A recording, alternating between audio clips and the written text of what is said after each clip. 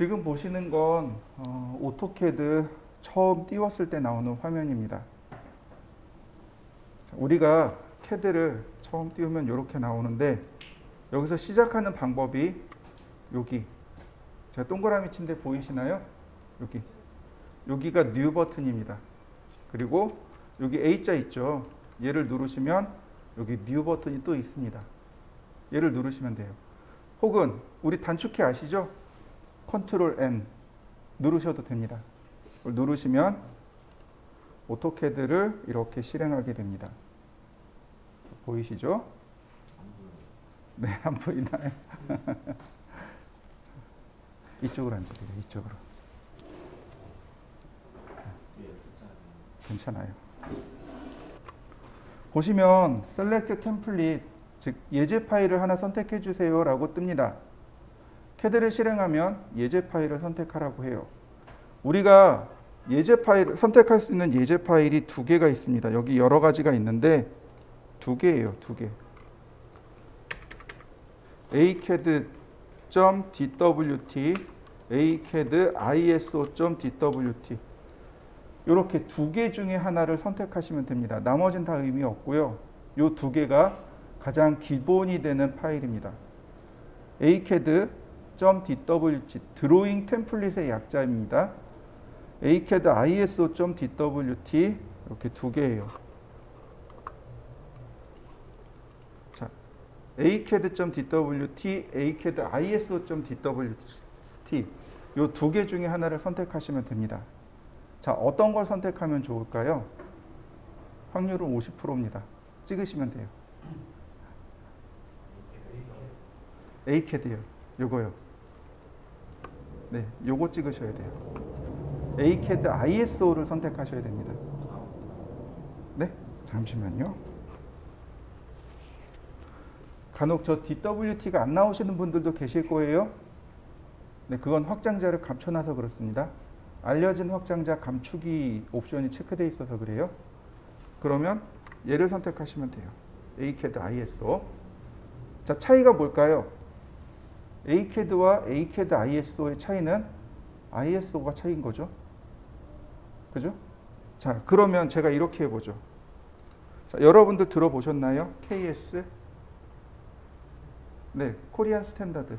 한국 공업 규격이라고 합니다. 자, 상식을 넓혀봅시다. GIS 어딜까요?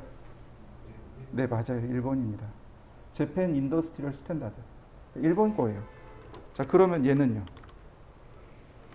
네, 맞아요. 독일이에요. 얘는요? 미국입니다. 얘는요? 미국입니다. 미국이 두 개예요. 미국이 두 개입니다. 아즈메라고 하기도 하고, 그러니까 아즈메가 하나 있고 안시가 하나 있고 미국 공업 규격이 두 개예요. 그럼 얘는 뭘까요?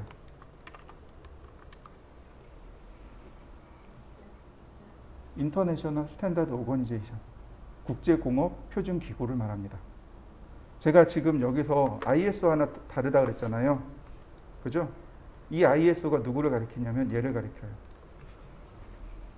그러니까 ISO를 표준으로 하는 도면이냐 아니냐 이 얘기인 거예요. 자, 이 중에서 제일 중요한 게 하나 나오는데 그게 뭐냐면 단위입니다. 단위. 단위예요. 단위. 그 중에서도 길이에 대한 단위.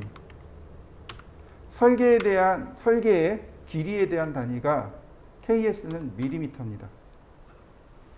센티미터나 미터를 표준으로 쓰지 않고요.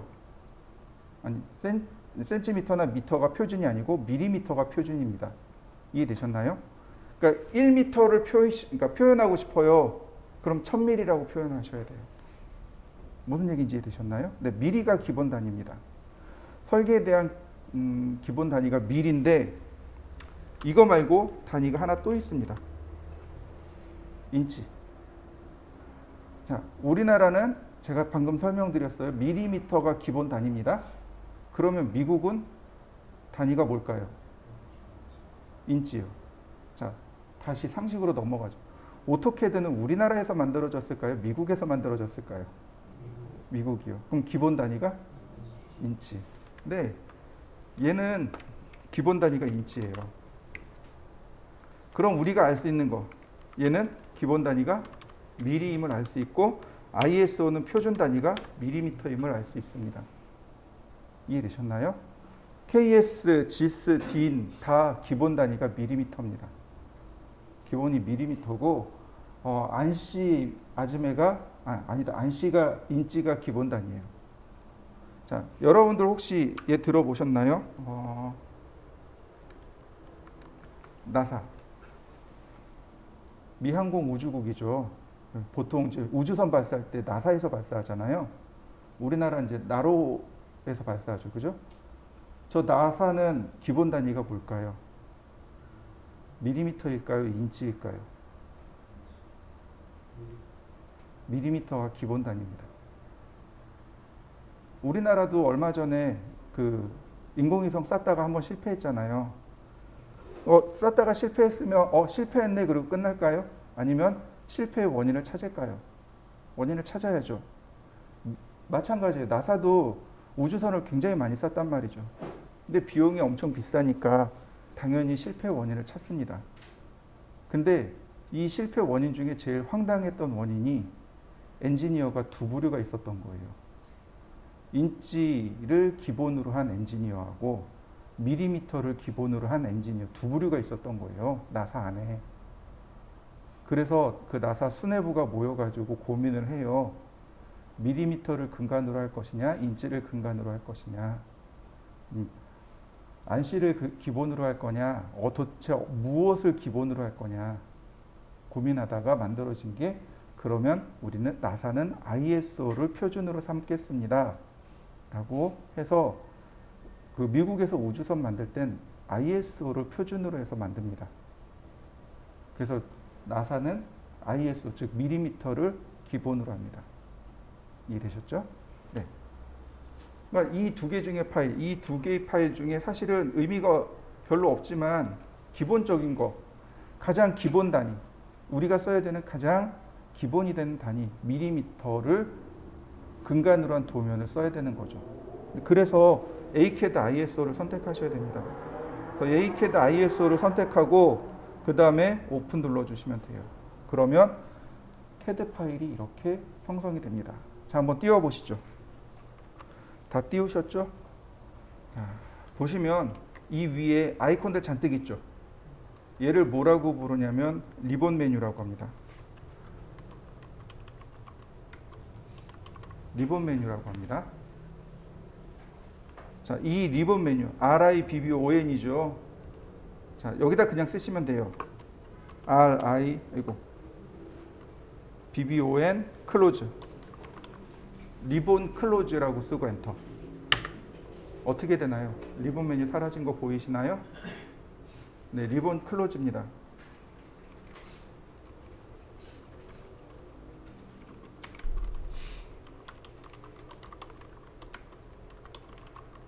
두 개예요, 명령어가.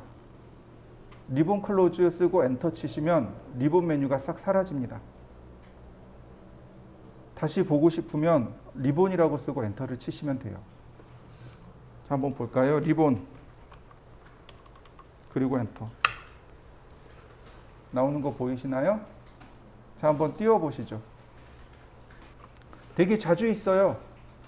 자주 있습니다. 저 리본 메뉴가 사라지는 경우가 되게 자주 있어요. 당황하지 말고 리본이라고 쓰고 엔터를 치시면 돼요. 만약에 난 저 리본 메뉴 필요 없는데 그럼 리본 클로즈라고 쓰시면 돼요.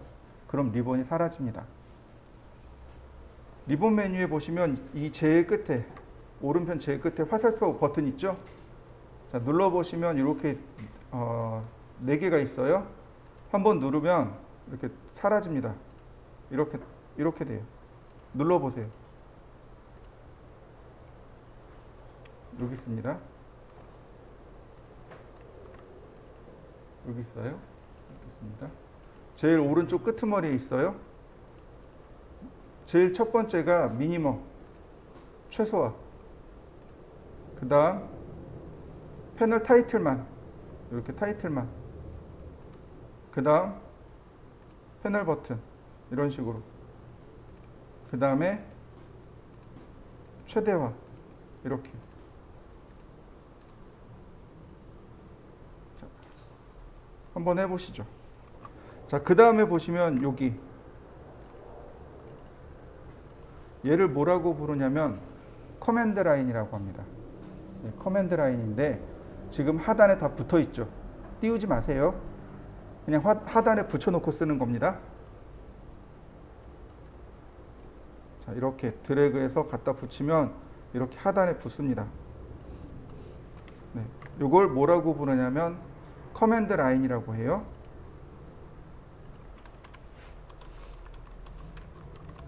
우리나라 말로 바꾸면 명령줄이라고 합니다.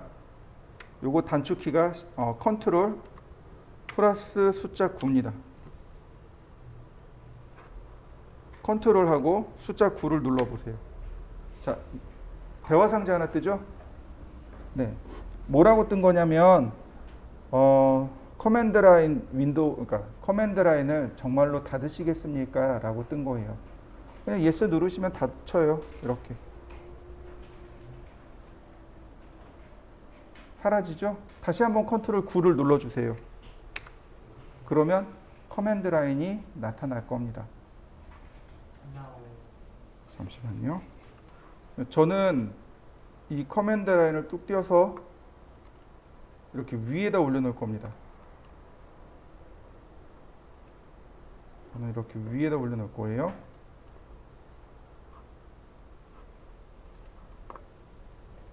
그래야 제가 여기다가 뭘 쓰는지 확인할 수 있죠. 이렇게 제가 쓰는 걸 확인할 수 있도록 이렇게 위에다 올려놓을 겁니다. 아래다 놓으면 저 뒤에 있는 분들이 안 보이세요. 그러니까 일부러 위에다 띄워놓는 겁니다. 저처럼 따라하면 안 돼요. 되게 불편해요. 아주 불편합니다. 차라리 아래 붙어 있는 게 훨씬 더 편해요. 그러니까 시선이 자연스럽게 아래로 내려가 있기 때문에 아래에서 자연스럽게 보고 위에서 작업하는 내용 보고 그렇게 되는 게 훨씬 더 편합니다. 저렇게 되면 작업하는 영역을 가려버려요. 그래서 불편해요. 다만 이제 수업 시간이니까 저렇게 놓고 쓰는 거고 저도 실제로 실무에서는 어떻게 해요? 아래다 내려놓고 씁니다. 그러니까 여러분들도 똑같이 쓰시되 다만 요 커맨드 라인 있잖아요. 여기 줄수를 3줄에서 4줄 사이로 바꿔 놓으시면 돼요. 한 줄, 2줄은 불편하고요. 5줄, 6줄은 너무 많고요. 3줄에서 4줄 정도가 제일 적당합니다. 지금 제가 3줄이죠. 저렇게 3줄이면 가장 무난해요. 경계에다 이렇게 가까이 대면은 커서가 바뀔 겁니다. 이렇게 경계에 갖다 대면 커서가 바뀌어서 커맨드 라인을 이렇게 얼마든지 끄집어낼 수 있어요. 자, 이해되셨나요? 네.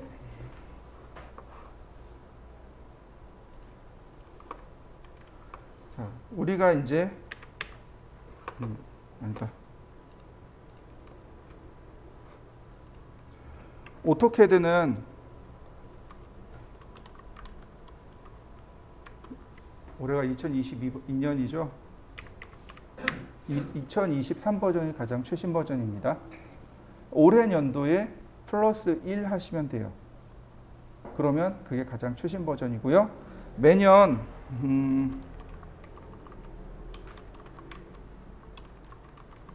3월 말에 새로운 버전이 출시가 됩니다. 매년 3월 말에 출시돼요. 그러니까 2023 버전이 나온 지 이제 불과 한 달밖에 안 된 거죠. 아직 한 달밖에 안 됐고요. 그렇다고 해서 뭐 가장 최신 버전을 따라가야 되느냐 그러면 아까 설명했듯이 굳이 그럴 필요는 없어요. 우리가 2016 버전 쓰고 있는데 문제가 되냐 그러면 문제될 건 없습니다. 조금 다른 부분이 있어요. 트림 같은 경우가 조금 달라요. 그렇다고 해서 완전히 다르냐 그러면 그것도 아니에요. 우리가 늘 그러니까 쓰기 쉬운 방향으로 바뀌었어요. 그래서 쓰는데 크게 문제는 없더라고요. 제 컴퓨터에 21 버전을 제가 하나 더 설치해 놨습니다. 나중에 차이가 나는 것들을 한번 보여드리도록 할게요. 자, 오토캐드는 대화식 프로그램이라고 합니다. 오토캐드는 대화식 프로그램이라고 합니다. 대화식 프로그램이 무슨 뜻이냐면, 자, 먼저 대화하다라는 뜻을 먼저 보시면 돼요. 대화하다, 이야기하다라는 뜻이죠. 네, 오토캐드는 작업자와 캐드 간에 서로 이야기하듯이 작업을 진행합니다. 그래서 대화식 프로그램이라고 합니다. 예를 들어서 원을 그리고 싶어요. 그러면 제가 캐드한테 이렇게 얘기해요. 원을 그려주세요. 서클. 자, 원을 그려주세요. 그리고 엔터. 그랬더니 캐드가 저한테 물어봐요. 뭐라고 물어보냐면, 원의 중심점이 어디 있나요? 제가 원의 중심점을 지정했습니다. 그랬더니 캐드가 물어봐요. 원의 반지름은 얼마인가요? 아니면 지름값으로 넣으실래요? 라고 물어보고 있는 겁니다. 제가 반지름을 넣을 거예요. 50. 그럼 원 그려지는 거 맞습니까? 네. 이렇게 캐드는 작업자와 설계자가 이야기하듯이 작업이 들어간다고 해서 대화식 프로그램이라고 합니다. 이 위에 리본 메뉴에 보시면 명령어들이 다 들어있어요. 다 들어있습니다. 여기서 쓰시면 돼요. 여기서 클릭해서 쓰시면 크게 문제되진 않아요. 다만 모든 명령어가 리본에 있느냐? 그렇지 않아요. 중요한 명령어들, 많이 쓰는 명령어들이 리본에 있는 겁니다. 그럼 나머지는 어떻게 해요? 메뉴바를 이용하거나 아니면 커맨드를 이용하거나. 저는 커맨드를 위주로 설명을 할 겁니다. 이렇게 보시면 돼요. 오토캐드가 지금과 같은 인터페이스, 즉 사용자 환경이 오토캐드 2009 버전에서 이렇게 바뀌었어요. 오토캐드 2008 버전은 인터페이스가 이렇게 안 생겼습니다. 오토캐드 2009 버전의 인터페이스가 이렇게 바뀌었어요. 사람들이 당황합니다. 이거 뭐지? 이거 뭐지? 이거 왜 이렇게 됐지? 사람들이 되게 당황했어요. 그리고 이제 다시 옛날 방식으로 들어가요. 옛날 방식으로 돌려가지고 작업을 했어요. 2013년도에 아니지 9, 10, 11 2013년도에 우리나라에서 아니 세계에서 오토캐드를 제일 잘 쓴다는 그 탑 10 안에 들어가는 사람이 우리나라에 와가지고 세미나를 한 적이 있어요. 13년도에. 그때 2,000명인가 모였었어요. 2,000명인가 모여가지고 세미나를 들었는데 그분이 물어봐요. 리본 메뉴 쓰시는 사람 2,000명 중에 몇 명 들었을까요? 한 50명 들었어요. 근데 그분이 통탄을 하더라고요. 쓰세요. 이거 되게 편해요. 앞으로 인터페이스 이렇게 갈 거예요. 근데 저 같은 경우는 커맨드를 위주로 했었거든요. 그러니까 저는 문제가 안 됐어요. 리본이 되든 아니든 상관없었어요. 근데 이제 기존, 그러니까 다른 방식을 쓰던 분들이 계셨어요. 그때 이제 뭐라고 하냐면 툴 메뉴라는 게 있었어요. 툴 메뉴를 이용하던 분들은 다 당황해 했던 거죠. 툴 메뉴가 사라졌으니까. 물론 지금도 툴 메뉴 있어요. 메뉴바도 있고요. 안 쓸 뿐입니다. 그냥 이 상태, 가장 기본 표준 상태로 놓고 쓰는 겁니다. 되게 편해요. 리본 메뉴가 정리가 잘 돼 있거든요. 자.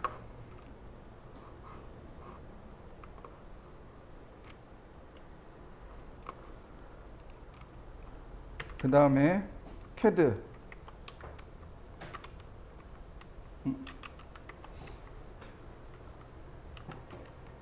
캐드는 다 아시겠지만 컴퓨터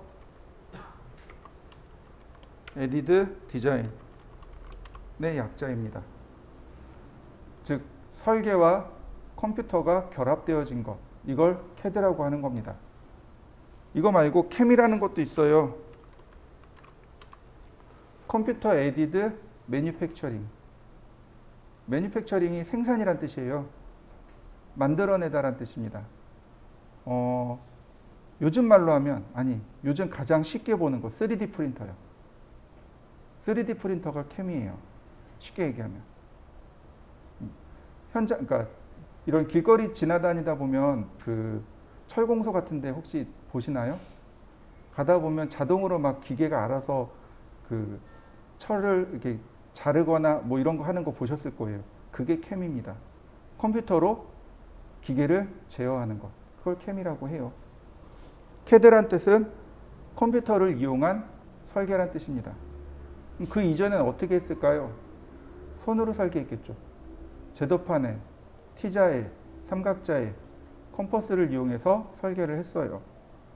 그러니까 손으로 하던 거를 컴퓨터로 바꾼 것 뿐입니다. 그러니까 종종 그런 질문을 해요. CAD를 배우면 설계를 할 수 있나요? 라고 물어봐요. 제 입장에서는 50점인 거죠. CAD를 배워서 설계를 하는 게 아니고 설계를 배워야지 설계를 하는 거죠. 이해되시나요? 네, 설계를 배워야지만 돼요. 근데 설계를 뭘로 배우냐 이거죠. CAD를 배울 거냐. 그러니까 설계를 CAD로 배우느냐, 설계를 손으로 할 거냐. 이 차이인 거죠. 지금도요, 실내건축 기능사는 손으로 시험 봅니다. 전산응용 건축제도 기능사는 컴퓨터로 시험 봐요. CAD로 시험 봅니다. 그러니까 설계를 뭘로 할 거냐 이거죠. 그러니까 설계는 내가 CAD로 할 겁니다. 그러면 기본 주체가 누가 되는 거예요? 내가 되는 거죠. 내 머릿속에 설계라는 개념이 있어야 되는 거예요. CAD는요, 도구입니다. 도구 다루는 방법을 배워서 설계를 할까요? 아닌 거죠. 그러니까 예를 들어서 이런 거죠. 조금 비유가 이상하긴 한데 운전을 배워서 자동차를 끌고 다니는 거하고 자동차를 배워서 운전하는 거하고 좀 이상한가요? 기계를 먼저 배우고 운전하는 거하고 운전이라는 개념을 머릿속에 넣고 내가 자동차를 배워서 운전하는 거하고 개념 자체가 다른 거죠. 출발이 다른 거죠. 우리는 설계를 배워야 돼요. 그러니까 짧은 시간 안에 설계를 배우려니까 좀 힘들어요. 그러니까 열심히 하셔야 돼요.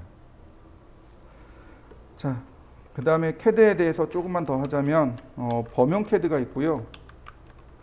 전용 CAD가 있습니다. 범용 CAD가 있고 전용 CAD가 있습니다. 말이 어렵죠. 한자라서 그래요. 범용, 전용. 자, 전용이라는 말부터 볼까요? 전용이란 얘기는 어느 특정한 분야에서만 쓸 수 있는 것. 이걸 전용이라고 합니다.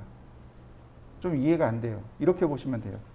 고속도로에 가면 예를 들어서 서울에 갈 거예요.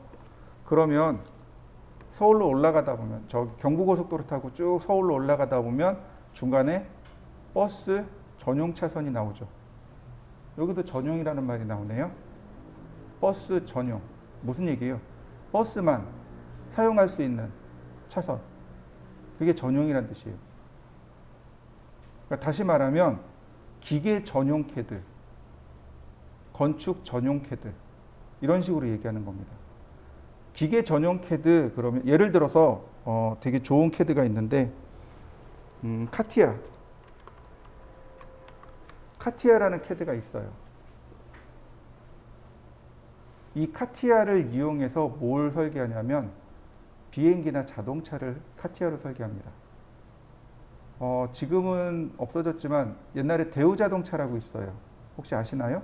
네, 그 대우자동차가 카티아로 자동차를 설계했습니다.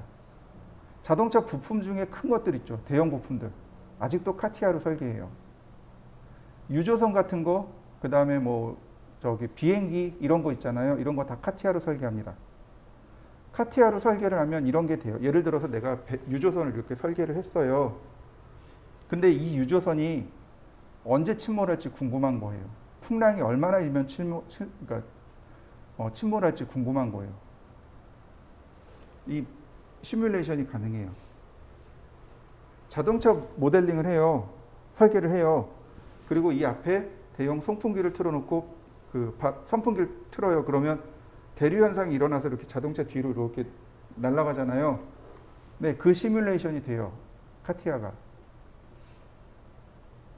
그러니까 전용 CAD가 됩니다. 근데 이 카티아를 가지고 건물을 설계하겠다. 조금 불편한 거죠. 조금 불편한 게 아니고 아주 많이 불편해요. 안 되는 건 아닌데 정말 많이 불편해요. 예를 들어서 레빗이라는 프로그램이 있습니다. 레빗은 건축 전용 CAD입니다. 건물을 설계하기 위해서 최적화된 CAD예요. 그러니까 메뉴 안에 창문, 문 이런 게 들어있어요. 그러니까 내가 건물을 설계할 거예요. 그럼 레빗으로 하는 겁니다. 건물을 설계하면 배관도 있죠. 전선도 들어가잖아요. 이런 거 되게 쉬워요. 레빗으로 하면. 근데 이 레빗을 가지고 내가 자동차를 설계하겠다. 못하는 건 아니에요. 근데 많이 힘들 뿐이죠. 이런 게 이제 전용 CAD예요. 어떤 특정한 분야에 대해서는 굉장히 쉬운데 다른 분야의 설계를 하기엔 굉장히 어려운 이렇게 최적화된 것들을 전용 CAD라고 합니다. 오토캐드는 범용 CAD입니다. 오토캐드는 범용이에요. 범자가 두루두루 쓰이다라는 뜻이에요. 범용이란 말이 두루두루 쓰이다. 기계나 건축이나 실내 건축이나 전기나 전자나 소방이나 다 쓸 수 있다는 얘기예요. 그래서 범용이라고 합니다. 범용, 여기저기 다 쓸 수 있는 것. 이걸 범용이라고 합니다. 오토캐드는 범용 CAD입니다. 또 차이점이 뭐냐면 오토캐드는 2D 전용이에요.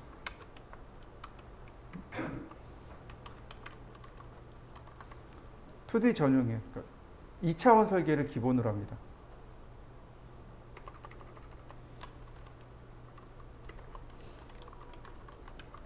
근데 얘네들은 3차원 설계예요.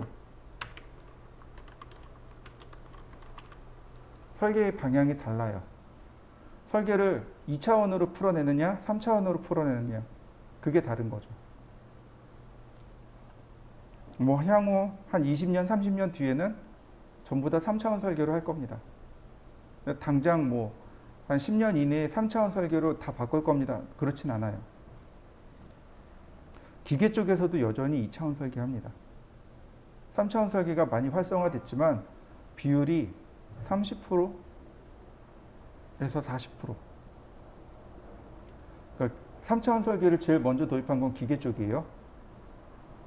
제가 알고 있기로 벌써 10년이 넘었어요. 10년, 15년 가까이 돼요. 3차원 설계 시작한 지. 근데도 아직도 2차원 설계를 더 많이 해요. 근데 건축 설계는 이제 3차원이 도입이 됐어요. 저 레빗이 이제 시작된 거예요. 불과 5년 안짝이에요. 아직 멀었어요. 그러니까 향후 한 30년, 즉 1세대를 보는 거죠. 1세대가 지나가야, 30년이 지나가야 3차원 설계와 가상현실 접목이 되지 않을까? 이렇게 보고 있는 겁니다. 자, 그 다음에 또 하나. 우리가 많이 실수하는 것 중에 오토캐드라고 하잖아요. 그러면 그러니까 쉽게 오해하는 게 뭐냐면 설계를 자동으로 해주는구나. 인공지능처럼 자동으로 하겠구나. 라고 오해할 수 있습니다. 왜? 오토라는 말이 붙었잖아요. 근데 절대로 그렇지 않습니다. 인공지능은 아예 눈꼽만큼도 없어요. 설계 다 여러분들이 해야 돼요. 왜 오토캐드냐면 이걸 개발한 회사가 오토데스크라는 회사예요. 오토데스크라는 회사에서 만든 캐드란 뜻입니다. 그래서 오토캐드예요. 이해되셨나요? 네, 오토데스크사의 캐드. 그래서 오토캐드입니다. 이 범용 캐드의 종류가 몇 가지 있어요. 오토캐드 말고도 조금 더 많이 쓰이는 캐드들이 몇 개 있습니다. 근데 오토캐드를 우리가 쓰는 이유는 점유율 때문에 그래요. 오토캐드가 우리나라 전체의 한 95%를 써요. 나머지 5%가 다른 캐드를 써요. 네. 우리 이제 취업을 해야죠. 5%를 타겟을 하는 게 아니죠. 95%를 타겟으로 해야죠. 네. 그러니까 오토캐드 쓰는 겁니다. 그리고 기본적으로 다 오토캐드 써요. 저기 나와 있는 카티아를 쓰는 회사들 있잖아요. 도 오토캐드를 씁니다. 카티아는 3D 캐드예요. 근데 실제로 도면으로 출력하면요. 3D로 출력이 안 되죠. 2D 도면이죠. 그럼 오토캐드가 필요해요. 그래서 캐드 기계 쪽에서는 캐드를 2개 써요. 3D 캐드하고 2D 캐드하고. 그러니까 솔리드웍스라는 캐드가 있어요. 인벤터라는 캐드가 있어요. 걔네들로 다 3D로 설계를 해요. 시뮬레이션 다 하고. 그 다음에 도면 끄집어낼 땐 오토캐드로 보내서 오토캐드에서 정리해서 출력합니다. 이렇게 2개를 같이 써요. 레빗도 마찬가지예요. 레빗하고 오토캐드하고 이렇게 같이 쓸 수밖에 없어요. 우리가 공부할 오토캐드하고 스케치업 이렇게 2개 쓸 수밖에 없습니다. 자, 이제 실질적으로 명령어에 대해서 알려드릴 건데요.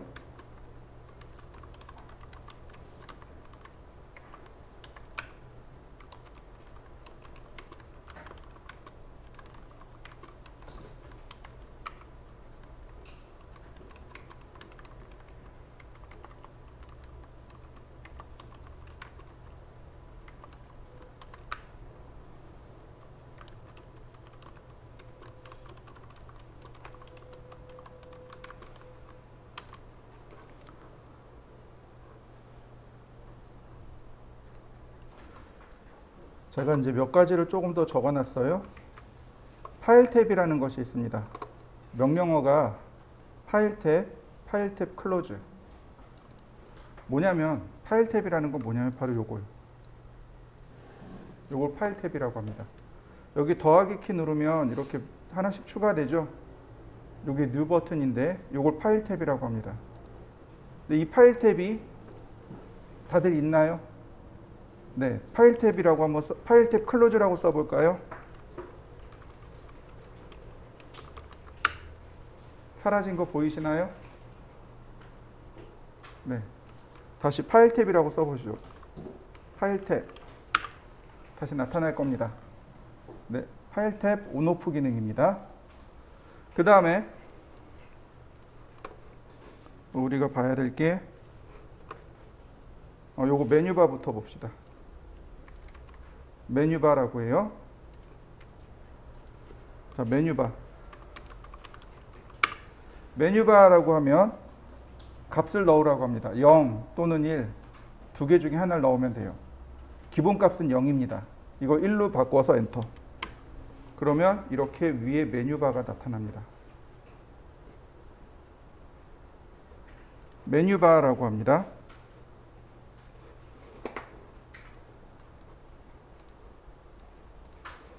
메뉴바, 얘는 0 또는 1 두 개 중에 하나를 넣으면 돼요. 1은 메뉴바를 나오게 하는 것, 0은 메뉴바를 감추게 하는 것. 그러면 메뉴바가 있는 게 좋을까요? 없는 게 좋을까요? 네, 그건 이제 여러분들 편의상 쓰시면 돼요. 저는 메뉴바를 감춰놓고 씁니다. 다시 메뉴바 0으로 바꿉니다. 기본 명령어들을 다 외우고 있으니까 굳이 메뉴바가 필요 없는 거죠. 내가 명령어를 잘 모르겠다, 생각이 안 난다 그러면 메뉴바를 띄워놓고 보시면 돼요.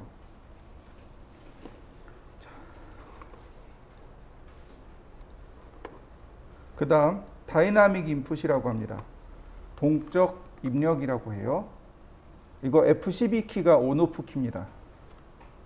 F12 키를 누르면 동적 입력이 실행됩니다. 뭐 예를 들어서 지금 보시면 명령어 옆에 이렇게 나타나요. 자, F12 누르고 라인이라고 써보시죠. 라인 그리고 엔터. 그러면 이렇게 내용이 이렇게 다 뜹니다. 커맨드에다 뜨는 게 아니고 커서 옆에 이렇게 나와요. 한번 해보시죠.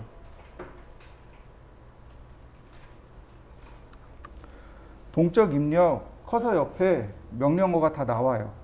그래서 작업할 때 시선을 커서에만 집중할 수 있도록 도와줍니다. 생각보다 많이 편해요. 그런데 처음 공부하는 사람들은 오히려 방해가 됩니다. 이 동적 입력이 이제 우리가 공부할 절대좌표가 안 들어가요. 전부 다 상대좌표입니다. 그래서 일단은 지금은 끄셔야 돼요. 자, F12 눌러서 동적 입력을 꺼주세요. 자, 이렇게 동적 입력이 안 나오도록 F12 키를 눌러서 다이나믹 인풋을 꺼주세요. 자, 다음 그립이라고 하는 것이 있습니다. 그립. 이거 뭐라고 하냐면 손잡이라고 합니다. 손잡이라고 해요. 어떻게 쓰는 거냐면 그냥 마우스로 이렇게 클릭하시면 돼요. 그러면 파란색 점들이 이렇게 나타납니다. 이 상태가 그립 상태입니다. ESC 키를 누르시면 그립이 풀어집니다. 자, 그립을 만들어 볼까요? 마우스로 선을 클릭하시면 돼요. 하나씩 하나씩 클릭하시면 파란색 점이 3개 또는 5개 이렇게 나타나요. 이걸 그립이라고 합니다. 이 그립이 되어 있는 상태에서 키보드에 딜리트 키 있죠. 델 키를 누르시면 선택된 게 이렇게 삭제가 되어 버립니다. 자, 이해되셨나요? 다시 한번 보겠습니다. 이레이즈, 줌, 펜을 설명할 겁니다. 이레이즈가 지우개란 뜻이죠. 네, 방금 한 게 이레이즈입니다. 무슨 얘기냐면 이렇게 쓰시는 거예요. 쓰는 방법이 이렇습니다. 이레이즈라는 명령을 실행해요. 그러면 CAD가 물어봅니다. select object, select 선택하다, 오브젝트, 사물을, 즉 화면상에 있는 선이나 원을 선택해 주세요. 이런 뜻입니다. 객체를 선택해 주세요. 사물을 선택해 주세요. 오브젝트가 우리나라 말로 번역하면 사물, 객체, 이런 뜻이 돼요. 선택하랍니다. 그래서 제가 선택했어요. 갖다 이렇게 클릭하게 되면 이렇게 회색으로 싹 바뀝니다. 그리고 엔터. 그러면 사라지게 됩니다. 자, 한번 해보시죠. 참고로 컨트롤 Z 누르시면 돼요. 컨트롤 Z 누르면 어떻게 돼요? 언두. 되돌리기가 되는 거죠. 네. 먼저 그립을 만들어 줍니다. 그립을 만들어 주고 이레이즈 그리고 엔터 치면 지우게 됩니다. 그러니까 선택하는 방법이 두 가지가 있는 거죠. 결국은 이레이즈라는 명령을 선택해서 선택하고 엔터. 선택이 어떻게 된 거예요? 나중에 된 거죠. 먼저 선택하고 이레이즈 또는 먼저 선택하고 델. 그러니까 사물을 지우는, 그러니까 선이나 원을 지우는 방법이 3가지가 있는 거죠. 자, 한번 해보시죠. 자, 이번에는 줌과 펜입니다. 그러니까 명령어로 여기다가 줌이라고 쓰면 돼요. 자, 보시면 지금 여기 단축 명령어입니다. 라인이라고 써도 되고 L만 써도 돼요. 이레이즈라고 다 써도 되지만 E만 써도 됩니다. 우린 이걸 뭐라고 하냐면 얘를 풀 커맨드, 명령어죠. 얘는 단축 명령어. 이해되셨나요? 네, 단축 명령어 쓰셔도 돼요. 당연히 단축 명령어를 써야만 작업 속도가 빨라집니다. 네. 자, 줌이라는 명령어와 펜이라는 명령어 설명할 건데, 자, 줌, 그 다음에 내가 원하는 데를 이렇게 2번 클릭하면 이렇게 확대가 일어나요. 그런데 굳이 줌 명령을 쓰지 않아도 돼요. 펜 명령을 쓰지 않아도 돼요. 자, 어떻게 쓰냐면 마우스의 휠을 씁니다. 줌과 펜은 나중에 다시 설명할 거예요. 마우스의 휠을 씁니다. 휠을 앞, 뒤로 돌려보세요. 휠을 돌리면 줌인, 줌아웃이 일어납니다. 맞습니까? 여러분들도 이렇게 일어나나요? 네, 줌인, 줌아웃이 일어납니다. 휠을 돌리세요. 이때 중심이 어디냐면 커서가 중심입니다. 저 커서를 중심으로 해서 줌인, 줌아웃이 일어나는 거예요. 자, 커서를 여기다 놨습니다. 그러면 커서를 중심으로 해서 줌인, 줌아웃 일어나는 거 보이시죠? 바꾸면 줌인, 줌아웃의 위치가 바뀝니다. 자, 한번 해보시죠. 자, 드래그가 있습니다. 드래그가 뭐죠? 누른 상태에서 움직이는 거죠. 휠 드래그를 합니다. 휠을 누른 상태에서 움직여 보세요. 화면 이동되는 거 보이시나요? 얘가 펜입니다. 얘가 펜이에요.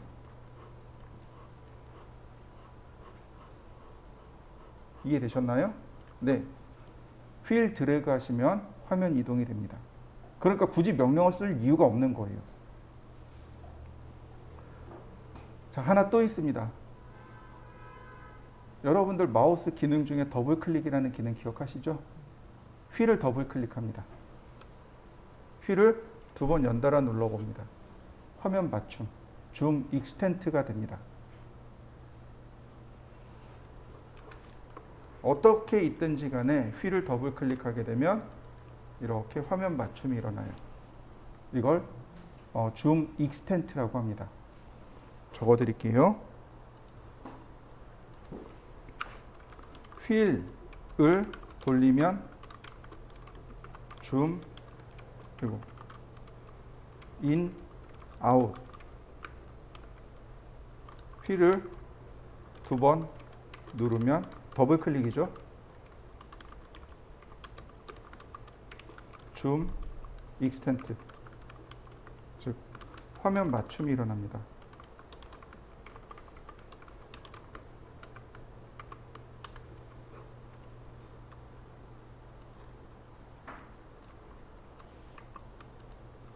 그 다음 펜은 휠 드래그. 그러면 화면 이동이 돼요. 이해되셨나요? 네. 자, 우리가 화면을 제어하는 방법. 줌, 펜, 그 다음에 사물을 삭제하는 이레이즈. 꼭 기억하시면 좋겠고요. 그 다음에 우리가 가장 기본적으로 공부해야 될 명령어가 라인과 서클입니다. 라인과 서클이에요. 실제로 우리가 손으로 설계를 할 때 사용하는 제도 도구들이 있습니다. 설계 도구들이 있어요. 제도판이나 뭐 이런 건, 그러니까 제도판도 있지만 T자라는 것이 있습니다. T자 모양으로 생긴, 이렇게 머리가 이렇게 T자 모양으로 생긴 자입니다. 90cm나 돼요. 그러니까 90cm는 이만해요. 선 그릴 때 쓰는 겁니다. 그 다음에 이제 우리 썼던 삼각자 기억나시나요? 이렇게 직각삼각자. 네.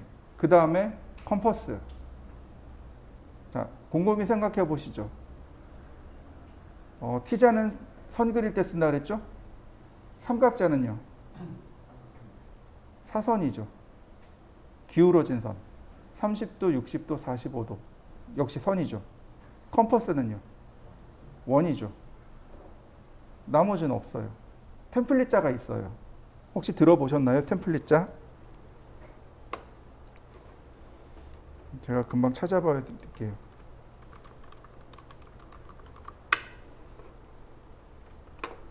이렇게 생겼어요. 이게 템플릿 자입니다. 이런 게 이제 템플릿 자예요. 그러니까 원이 너무 작으면 컴퍼스로 그리기가 어렵죠. 그러니까 미리 만들어 놓은 예제자. 템플릿이 예제란 뜻이거든요. 예제자예요. 근데 원만 있는 게 아니고, 자, 여기처럼 타원도 있고요. 사각형이나 삼각형이나 정다각형도 있습니다. 이런 걸 다 통칭해서 템플릿자라고 합니다. 자, 보시면 원, 타원 이거밖에 없죠. 선, 원, 2개입니다.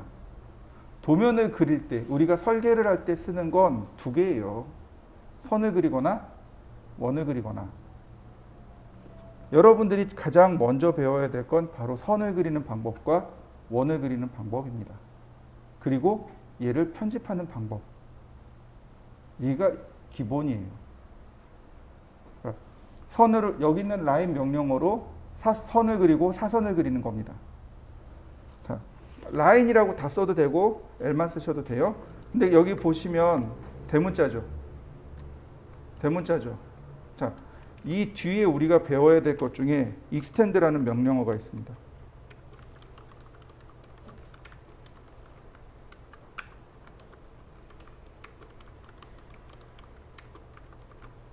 이렇게요.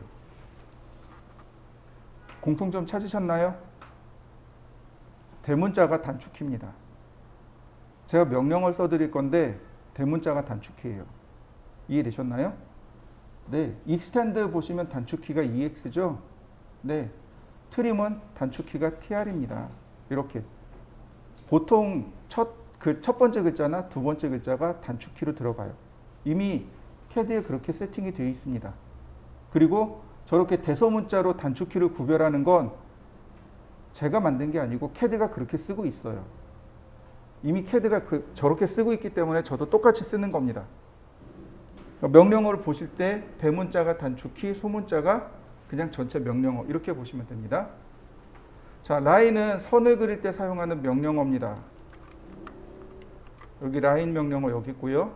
난 키보드가 느려 그러면 리본 메뉴 쓰셔도 돼요.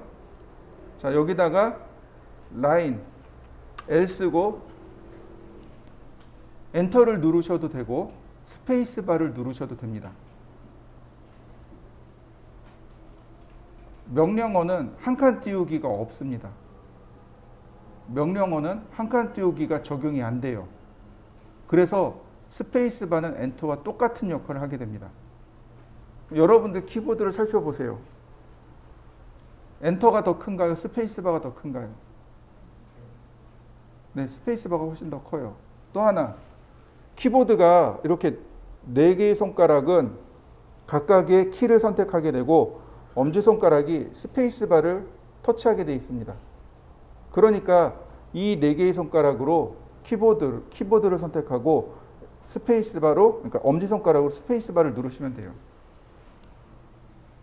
왼손으로 키보드를 다 담당하시고 오른손으로 마우스 붙잡으세요. 그렇게 해서 한 150타 이상 나오면 돼요. 왼손으로 키보드 전체를 150타 이상 치시면 돼요. 그 프로게이머들 있잖아요. 프로게이머들이 양손으로 하는 거 보셨나요? 아니죠. 여러분들 그 오락 많이 하잖아요. PC방 가서 오락 많이 하잖아요. 그러면 왼손으로 단축키 열심히 누르죠. 오른손으로 마우스 열심히 하고 똑같아요. CAD도 똑같아요. 왼손으로 명령어 쓰는 겁니다. 왼손으로 단축키 엔터, 단축키 엔터, 단축키 엔터. 오른손으로 마우스 제어하고 이렇게 해서 최소 150타 이상. 그러면 성공한 겁니다. 자, 그리고 엔터.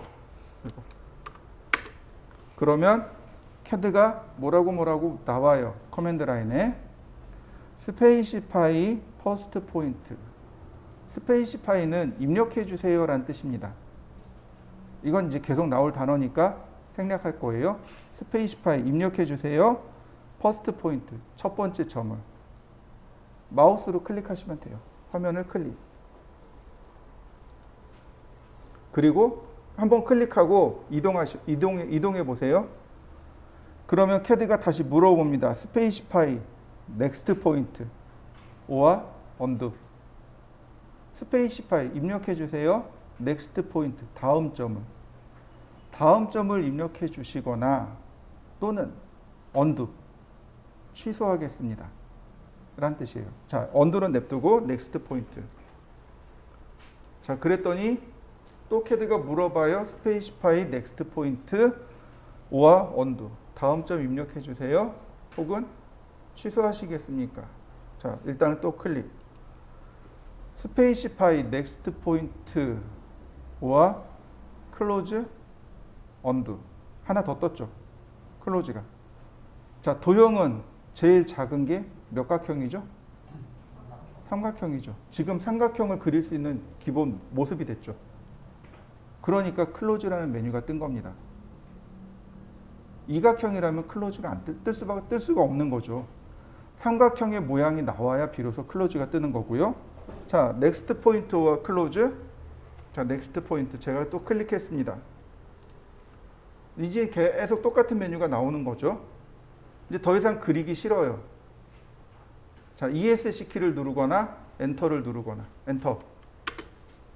그러면 라인 명령어가 종료됩니다. ESC 키 누르셔도 라인 명령은 종료됩니다. 자, 라인 제가 클릭 그리고 ESC 키. 그러면 라인 명령어 종료됩니다. ESC 키는 명령어 종료예요. 제일 많이 누르는 키 중에 하나입니다. 자, 한번 해보시죠. 자, 라인 시작점 누르고 다시 넥스트 포인트. 자, 이번엔 클로즈를 쓸 겁니다. 보시면 대문자가 있죠? 여기다가 대문자 쓰고 엔터 치시면 돼요. 클로즈, C 누르고 엔터. 도형 닫힌 거 보이시나요? 그리고 명령어도 종료합니다. 한번 해보시죠. 라인. 자, 마우스, 아까 우리 여기 클로즈를 여기다 썼잖아요. 마우스로 클로즈를 누르면 돼요. 이렇게. 그러면 작업이 됩니다. 자, 한번 해보실까요? 라인. 시작점을 누르다가 마음에 안 들어요. 그러면 언두를 실행합니다. 언두. U 누르고 엔터. 그럼 명령 입력된 선이 취소되는 거 보이시나요? 네, 다시 봅니다. 네, 언두. 자, 대신에 컨트롤 Z를 눌러도 똑같습니다. 컨트롤 Z를 눌러도 똑같이 되고, 여기 언두 버튼을 누르셔도 되고. 자, 한번 해보시죠. 자, 라인 명령을 실행한 다음, 자, 제가 중간에 이렇게 엔터를 쳐서 끊었습니다. 자, 여기다 라인을 입력해야 되는데 그냥 엔터를 쓸 겁니다. 그냥 엔터를 누르게 되면 라인이 다시 시작돼요. 늘 항상 라인이 시작되는 게 아니고 무슨 얘기냐면 명령어를 쓰지 않고 엔터를 입력하면 마지막에 썼던 명령어를 다시 실행해 주세요. 이런 의미가 됩니다. 마지막에 썼던, 그러니까 마지막에 사용한 명령어를 다시 쓰겠습니다. 이런 뜻이에요. 마지막에 썼던 게 라인이잖아요. 그러니까 엔터 치면 이렇게 라인이 시작됩니다. 또 하나, 퍼스트 포인트에서 마우스로 값을 입력하지 않고 그냥 엔터를 치면 그러니까 마지막에 입력한 점에서 다시 시작합니다 라는 뜻이 됩니다. 이렇게요. 엔터. 마지막에 끝난 점에서 다시 시작하게 됩니다. 그런데 우리가 여기서 실수하는 게 있습니다. 클로즈라는 버튼을 누르게 되면 어디로 갈까요? 이렇게 닫힐까요? 아니면 이렇게 닫힐까요? 1번, 2번. 어떻게 닫힐까요? 클로즈를 누르면. 우리 생각 같으면 1번이에요. 그러나 다시 한번 봅시다. 첫 번째 점에서 어떻게 했나요? 그냥 엔터 눌렀죠. 마지막에 끝난 점에서 어떻게 하라고요? 다시 시작하라고요. 퍼스트 포인트가 마지막 점이라고요. 이해되시나요? 첫 번째 점이 앞전에 썼던 거의 마지막 점이라고요. 그러니까 어디로 가야 돼요? 2번으로 닫히게 됩니다. 클로즈. 이렇게요. 자, 한번 해보시죠. 이레이즈를 할 때 객체 선택을 뜨죠. 선택하는 방법이 한 67가지가 있습니다. 그러니까 라인이나 혹은 원을 선택하는 방법이 한 7가지 정도 되는데 그 중에 3개만 설명드릴 겁니다. 첫 번째는 그냥 선택하시면 돼요. 마우스로 이렇게 그냥 갖다 대시면 갖다가 클릭하면 돼요. 그러면 선택이 됩니다. 두 번째 방법은 뭐냐면 윈도우와 세 번째 방법이 클로즈입니다. 윈도우와 클로즈예요. 자, 적어 드릴게요. 여기서 제가 윈도우 셀렉트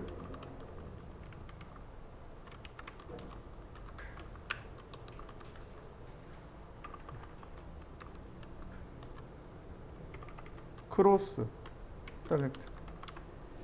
윈도우 셀렉트는 우리나라 말로 하면 포함 선택이고요. 얘는 걸침 선택이라고 합니다. 자, 빈 공간을 클릭합니다. 빈 공간을 클릭하고 클릭이란 얘기는 한번 눌렀다 뗀다는 얘기죠. 그리고 마우스를 이동합니다. 자, 이렇게 좌우로 이동하면 파란색 상자가 나와요. 저 파란색 상자가 포함 선택입니다. 무슨 얘기냐면 저 사각형 안에 선 또는 원이 다 들어가야 돼요.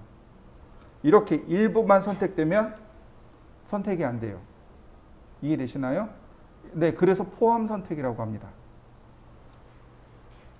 그런데 크로스 셀렉트는 포함도 되지만 지금 여기 보시면 여기 이렇게 교차되고 있는 일부만 선택해도 다 선택이 됩니다. 이게 포함 선택이에요. 아니, 걸침 선택입니다. 이렇게 교차만 돼도 선택합니다. 보세요. 지금 쭉 교차된 거 선택되는 거 보이시나요? 교차만 돼도 이와 같이 선택이 됩니다. 이거 이레이즈 명령어 없어도 돼요. 포함 선택, 아니, 자, 포함 선택, 걸침 선택. 명령어 없어도 선택하는 방법이 그냥 직접 클릭하는 방법, 빈 공간 클릭 후 오른쪽, 빈 공간 클릭하고 왼쪽, 이렇게 세 가지 방법이 있습니다. 자, 한번 해보시죠. 자, 과제물을 하나 드릴 테니까 한번 해보세요.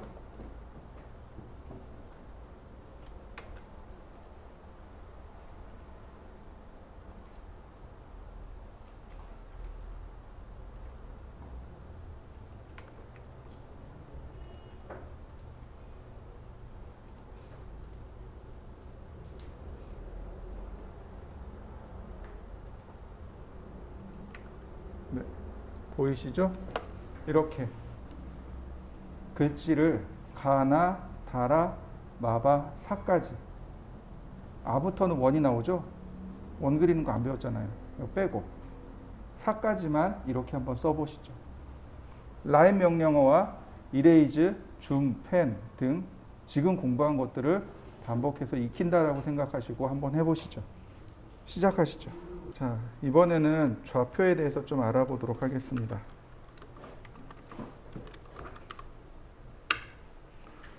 오토캐드는, 아니, 캐드는, 오토캐드를 비롯한 세상에 존재하는 모든 캐드는 유클리드 기하학에서 유래됐습니다. 참고로 우리는 전부 다 유클리드 기하학을 다 배웠습니다. 유클리드 기하학은 유클리드라는 사람이 만들어 놓은 기하학입니다. 우리나라 말로 바꾸면 도형의 방정식이에요. 다 배웠어요. 중학교, 고등학교 다닐 때까지 도형의 방정식을 배웠습니다. 기억나시나요? 2차 방정식이라고 하죠. 사선 긋는 거, 포물선, 원의 방정식 배우셨을 겁니다. 네, 그게 바로 유클리드 기하학이에요. 유클리드라는 사람이 만든 도형의 방정식. 이게 오토캐드의, 아니 캐드의 근본 원리입니다. 방정식을 기억할 필요는 없어요. 그 방정식은 캐드 안에 다 들어가 있습니다.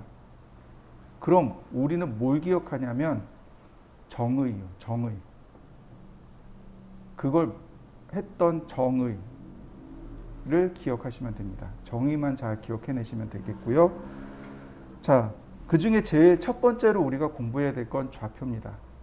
캐드는 화면 전체가 다 좌표로 이루어져 있습니다. 기억나시나요? 좌표? 그리고 선 이렇게 그려서 X축, Y축 이렇게 그렸습니다. 모는 종이에다가 선 두 개 이렇게 직선, 수직선 딱 그려놓고 수평선, 수직선 그리고 수평선은 X축, 수직선은 Y축 그리고 두 개가 만나는 점을 0,0 이렇게 해가지고 우리가 좌표를 공부했던 적이 있습니다. 기억나시나요? 네. X축의 눈금을 일정한 간격으로 눈금을 매기고 Y축에 일정한 눈금을 매기고 그 다음에 두 개가 교차하는 이 지점을 우리는 X를 읽고 쉼표 Y를 읽죠. 그래서 예를 들어서 여기가 1이고 여기가 2입니다. 여기가 1이고 여기가 2예요. 그러면 요 점의 위치는 X가 1이고 Y가 1입니다. 라고 읽었어요. 그래서 좌표로 1,1입니다. 라고 우리가 읽었습니다. 기억나시나요? 네. 바로 그 좌표입니다. 이 좌표를 사용하는 방법이 세 가지 방법이 있어요. 절대 좌표가 있고요. 상대 좌표가 있고요. 상대 극좌표가 있습니다. 사용하는 방법은 이래요. x, 쉼표 y 이렇게 쓰시면 돼요. 그러면 절대 좌표가 들어갑니다. 상대 좌표는 이렇게 쓰시면 됩니다. 골뱅이를 쓰시고 x, y 이렇게 쓰시면 돼요. 이거를 조금만 더 의역하면 이렇게 됩니다. x 거리, 쉼표 y 거리. 이렇게 쓰시면 돼요. 그 다음에 얘는 거리, 각도 이렇게 표현합니다. 거리와 각도로 표현하는 것. 이게 상대 극좌표입니다. 이 세 가지 방법이 있는데 그 중에 오늘 절대좌표만 해보도록 하죠. 내일은 상대좌표하고 상대 극좌표까지 하겠습니다. 생각보다 많이 어려워들 하세요. 왜냐하면 공부한 지 너무 오래됐거든요. 우리가 얘네들을 공부한 지 최소 6년이 지났잖아요. 좌표라는 게 중학교 1학년 때 한 걸로 기억하거든요. 아닌가? 6학년이나 5학년 때쯤 했을 수도 있겠네요. 그러니까 최소 6년이라는 시간이 지나서 어려워들 하세요. 네, 너무 그렇게 어렵게 생각하지 마시고 편하게 하시면 좋겠습니다.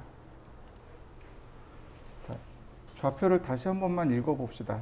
알아도 그리고 그러니까 기억이 가물가물했던 사람은 지금 다시 기억하시면 되겠죠. 자, 수평선은 x축, 수직선은 y축. 그래서 이와 같이 눈금을 매긴 다음 그 눈금이 서로 마주치는 부분, 여기를 좌표로 읽어내는 겁니다. 위치를 읽어내는 거죠. 먼저 뭐부터 읽어요? x부터 읽습니다. x가 4이고 y가 3인 점, 이렇게 읽는 거죠. 맞나요? 네, 그럼 이쪽은 어떨까요? 자, 이 점은 얼마일까요? 그렇죠. 마이너스 4에 2가 됩니다. 왜요? 여기가 x가 0인 거죠. 그래서 오른쪽은 플러스, 왼쪽은 마이너스가 되는 거죠. 자, 여기는 어떻게 될까요? 이 점은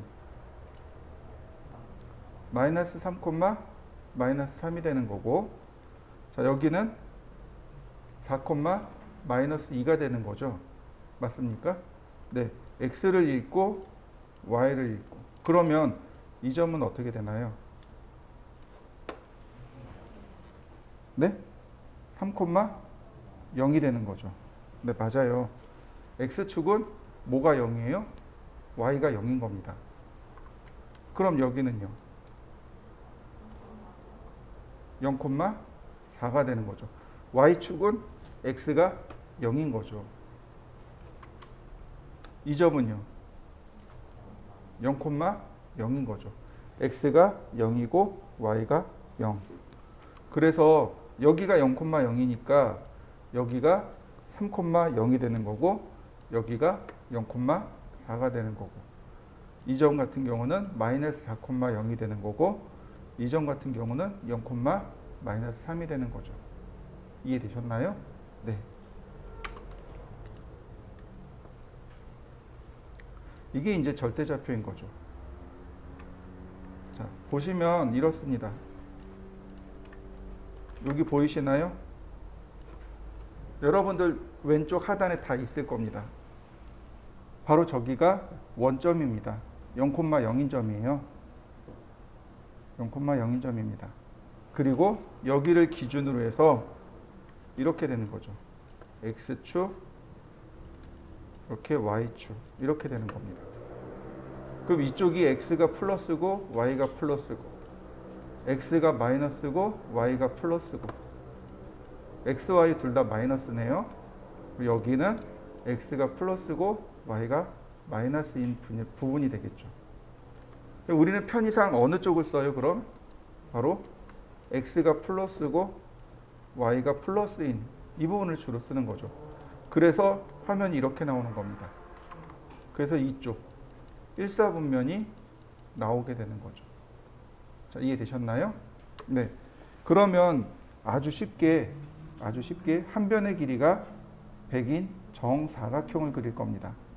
한 변의 길이가 100인 정사각형을 0,0에서 그릴 겁니다. 0,0에서. 자, 라인 같이 해봅시다. 천천히 같이 해보고 똑같은 걸 한 번 더 해봅시다. 시작 포인트를 물어봅니다. 퍼스트 포인트죠. 포인트를 우리는 점으로 인식을 하잖아요. CAD에서는 좌표로 인식하면 맞습니다. 첫 번째 좌표를 입력해 주세요 라는 뜻입니다. 여기다가 뭐라고 쓰면 돼요? 0,0 이렇게요. 그리고 엔터. 그러면 저렇게 원점을 쫓아갑니다. 이해되셨나요? 네. 그 다음에 넥스트 포인트인데 머릿속으로 생각을 해보자고요. 자, 이렇게 갈 거예요. 이렇게 사각형을 그릴 겁니다. 여기가 0,0이니까 여기는요 100이 되는 거고 여기도 100이 되는 거죠.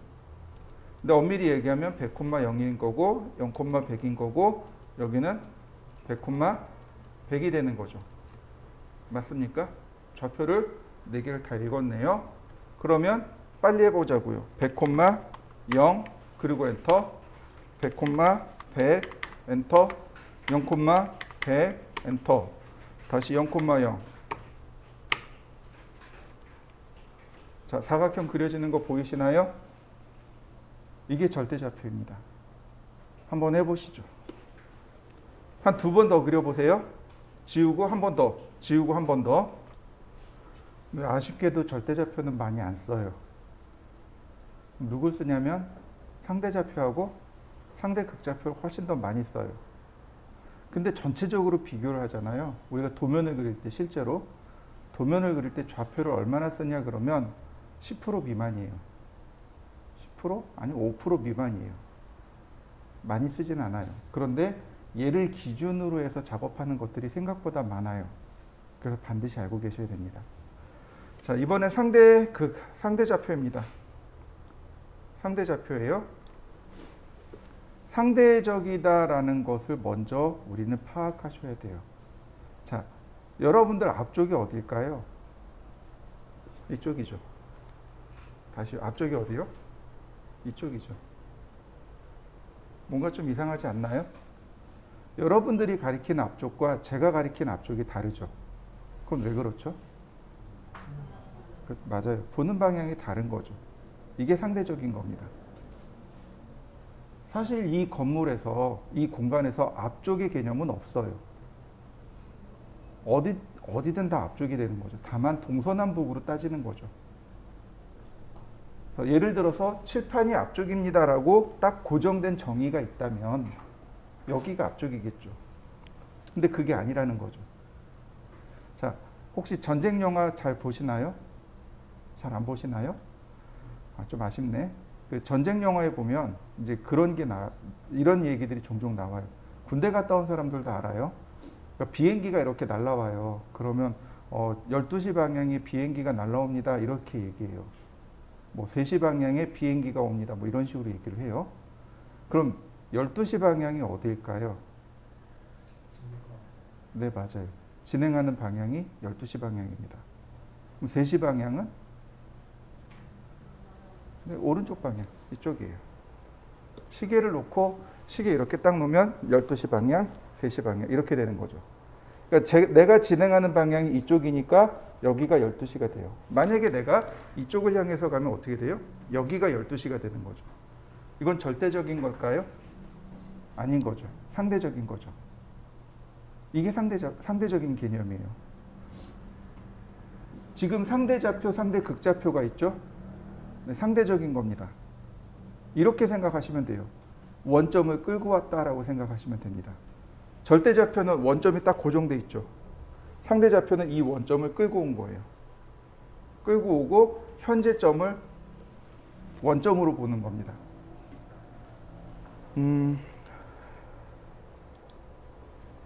어디 갔을까요? 네.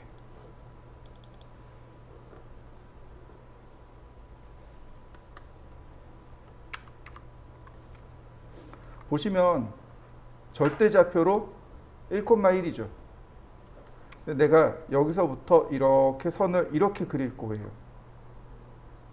그러면 여기를 0,0으로 바꿔버리는 겁니다. 그러면 이 점에서부터 이 점까지 떨어진 거리가 나오겠죠. 먼저 X축으로 1, 2, 3 마이너스 3 같고요. Y축으로 1, 2, 3 3 같네요. 맞습니까? 그러면 상대좌표로 이렇게 씁니다. 골뱅이 마이너스 3,3 이렇게요. 현재점에서부터 내가 그리고자 할 점까지의 X좌표와 Y좌표, 즉 X거리와 Y거리를 뜻합니다. 이게 상대좌표예요. 원론적으로 제가 설명을 드릴게요. 원론적으로. 자, 원론적으로 보면 이거예요. 자, 여기서부터 이렇게 선을 그릴 겁니다. 그러면 자, 여기서부터 여기까지의 거리, 그리고 여기서부터 여기까지의 거리, 이해되시나요? 네, 이게 원론적인 겁니다. 자, 여기가 마이너스 2죠. 여긴 1이죠. 그럼 얼마가 돼요? 마이너스 3이 됩니다. 자, 여기가 4죠. 1이죠. 얼마가 돼요? 그냥 플러스 3이 되는 거죠. 그래서 x가 마이너스 3, y가 플러스 3. 이게 원론적인 겁니다. 내가 가고자 하는 점의 좌표 빼기 현재 좌표. 이게 원론적인 겁니다. 근데 그렇게 하면 너무 어렵거든요. 어떻게 해요? 현재점을 이렇게 원점으로 잡아버리는 겁니다. 여기를 0,0으로 잡는 겁니다. 그리고 이 점까지의 x좌표와 y좌표를 계산하면 돼요. 자, 0,0인데 이쪽으로 갔으니까 플러스죠. 네, 플러스 3, 밑으로 내려갔네요. 여기가 0,0이니까 마이너스 4. 이해되시나요? 네, 똑같은 선이지만 그리는 방향에 따라서 값이 바뀌는 거죠. 마이너스 3,3이 되든가 지금처럼 3, 마이너스 3이 되던가 그리는 방향에 따라서 이렇게 상대적으로 값이 바뀌어 버립니다. 그러니까 플러스 마이너스가 바뀌어 버리는 거죠. 자, 볼까요? 여기서 이렇게 선을 그릴 겁니다. 그러면 볼까요? 하나, 둘, 셋, 3, 하나, 둘, 2가 되네요. 맞나요? 네. 내가 그리고자 하는 좌표 빼기 현재 좌표. 그러니까 3이 되는 거죠. 내가 그리고자 하는 좌표 빼기 현재 좌표. 이해되셨나요? 네. 이게 상대좌표의 개념입니다. 근데 이걸 조금 더 쉽게 하려면 그냥 거리로 따지시면 돼요. 특히 도면은 전부 다 거리로 나옵니다. 좌표로 나오지 않아요. 자, 무슨 얘기냐면 이런 거예요.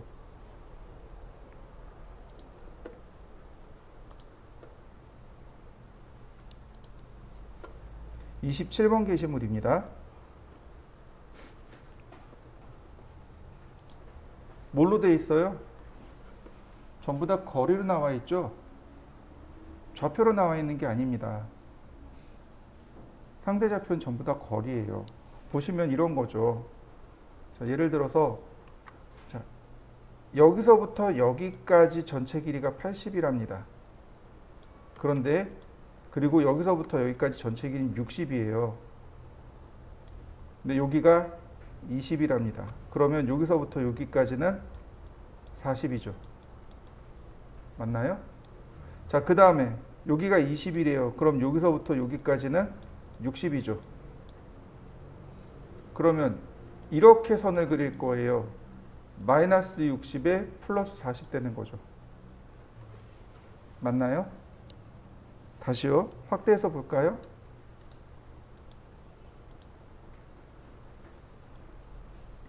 자, 좀 더 커 보이죠? 전체 길이가 80이에요. 근데 여기가 20입니다. 그럼 요만큼의 길이는 얼마예요? 60이에요. 자, 전체 길이는 60이죠. 근데 여기는 20이랍니다.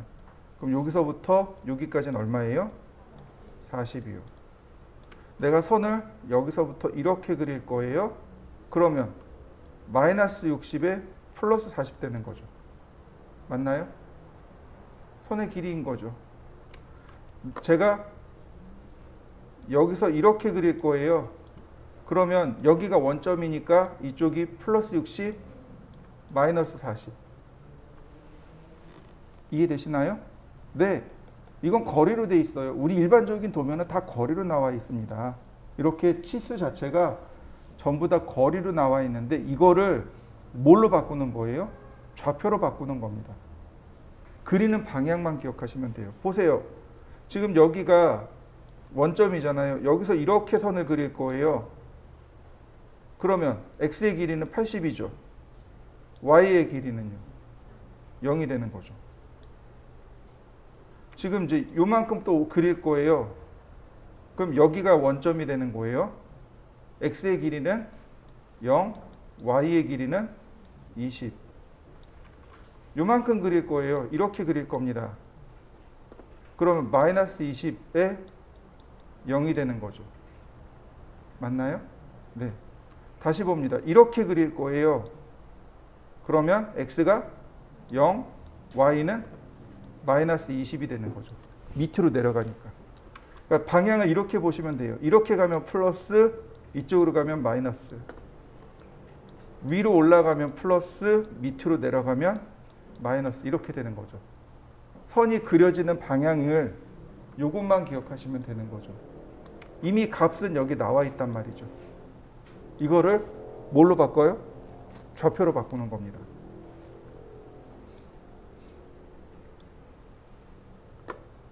조금 더 어려운 거 있나? 자, 보세요. 여기서부터 그린다라고 가정을 하죠. 선이 이렇게 갈 거예요. 그러면 x가 180, y가 0. 자, 그 다음에 이렇게 올라갈 거예요. x가 0, y가 20. 자, 이렇게 갑니다. 빼야죠. 180에서 120을 뺍니다. 그러면 60 남죠. 그런데 오른쪽에 하나, 왼쪽에 하나. 그렇다면 여기가 30, 여기도 30. 마이너스 30,0. 이해되셨나요? 네. 그 다음에 이렇게 위로 올라갑니다. 0,50. 자, 여기 대칭이니까 이렇게 갑니다. 마이너스 10,0. 자, 여기서부터 이만큼의 x거리 40이죠. 높이도 40입니다. 근데 진행하는 방향이 마이너스 40, 마이너스 40. 네. 이번엔 이렇게 가네요. 0, 마이너스 20. 이렇게 갑니다. 마이너스 20,0. 이렇게 올라가네요. 0, 20. 자, x의 방향은 마이너스지만 y의 방향은 플러스네요. 마이너스 40, 플러스 40. 자, 이렇게 가네요. 마이너스 10,0. 자, 이렇게 갑니다. 0, 마이너스 50. 자, 이렇게 갑니다. 마이너스 30,0. 자, 이렇게 가네요. 0, 마이너스 20. 네, 이게 상대좌표입니다. 단지 우리가 도면에 나와 있는 선의 길이를 좌표로 바꾸어서 우리가 작업하는 겁니다. 이게 상대좌표인 거예요. 상대좌표는 다시 설명하지만 현재점을 0,0으로 생각하고 그 다음에 내가 그리고자 하는 포인트를 좌표로 바꾸어서 쓰는 것. 근데 상대 좌표를 쓸 때 이렇게 쓸 수 있습니다.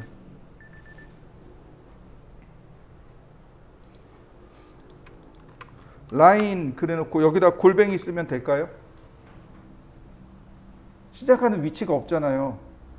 그러니까 첫 번째 점은 뭘 써야 돼요?